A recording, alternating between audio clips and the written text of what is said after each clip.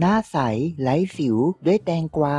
สูตรเด็ดสุดมหัศจรรย์ที่สามารถกำจัดสิวบนผิวหน้าคุณให้ออกไปแบบเรียบเนียนนายโอริแชร์ออนพรีเซนต์สวัสดีครับสำหรับท่านใดที่เพิ่งเข้ามาชมอย่าลืมกดแชร์กดไลค์กด Subscribe และกระดิ่งแจ้งเตือนเพื่อจะได้ไม่พลาด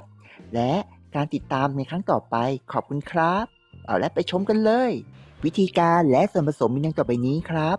นำแตงกวา1ลูกครับขมิ้น1หัวแล้วก็นมสดครับอีก1กล่องประมาณ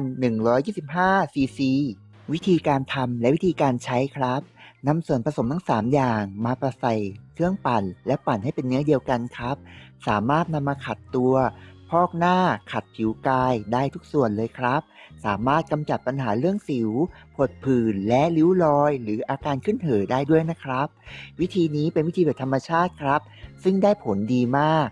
ถ้าหากคุณขัดบริเวณผิวหน้าและอยากให้สิวนั้นหายเร็วกรุณาขัดผิวแล้วก็นำมาพอกหน้าทิ้งไว้ประมาณ15นาทีแล้วล้างออกด้วยน้ำสะอาดครับทำสัปดาห์ละ3ครั้งคุณจะเห็นผลที่น่าประหลาดใจ